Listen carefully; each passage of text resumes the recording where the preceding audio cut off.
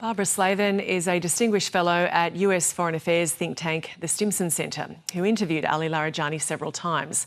She says he was an instrumental mediator in US-Iran diplomacy, whose death may complicate future negotiations. Well, Larijani was an apparatchik. He was an ideological person, someone who had very strong anti-US and anti-Israel views. But he was also a diplomat. He was someone that was entrusted with negotiating agreements. He had been Iran's nuclear negotiator 20 years ago and made efforts to set up a back channel with Steve Hadley, who was then the American National Security Advisor. This was the second administration of George W. Bush.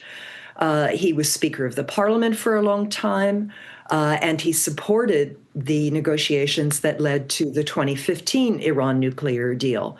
So he was someone who would have been a plausible interlocutor if the United States was looking for an off-ramp, a diplomatic off-ramp to this war. So I think it's a loss because it will be difficult to find someone with those sorts of credentials with whom the United States could negotiate.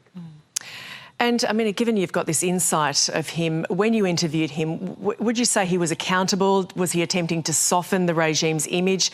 I mean, and also how significant was it that he agreed to be interviewed by a Western journalist? Yeah, no, I wouldn't say he was trying to soften the image of the Islamic Republic. I think he was trying to explain the policies of the Islamic Republic. One of the things we talked about repeatedly was Iran's insistence that it enrich uranium on its own soil. And he explained to me that in the past, Iran had had an agreement with a European consortium, which had promised Iran enriched uranium to fuel civilian reactors. And after the revolution, this consortium called Eurodif reneged on the deal. And so he explained that Iran had to have an indigenous program because it could not trust outsiders to provide this material. He was also extremely ideological. He had some facts wrong. I remember he told me that Donald Rumsfeld had gone to visit Iraq before Iraq invaded Iran in 1980, which was not true. It happened afterwards. But again, he was someone who was willing to try to explain Iran's point of view to Westerners, and not all Iranian officials are willing to do that. You've made the point that Israel seems to be getting rid of anyone that might be willing to negotiate with the US. Can you expand on that and tell us a bit more about this divergence of aims we're seeing between the US and Israel?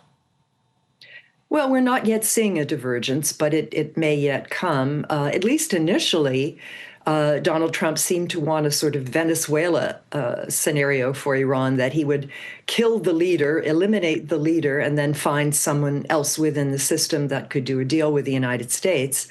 He appears to have changed since, obviously, I would assume the United States was informed by the Israelis that they were going to target people like Ali Larijani. I'm still scratching my head to figure out what the U.S. aim is now. I mean, the latest is that we're trying to get the Strait of Hormuz reopened, which, of course, is a consequence of the decision to attack Iran to begin with. This is how Iran has decided to defend its interests, by spreading the pain around the world in terms of higher oil prices, higher fertilizer prices. So I don't know where the off-ramp is. I don't know how Donald Trump defines success or victory anymore.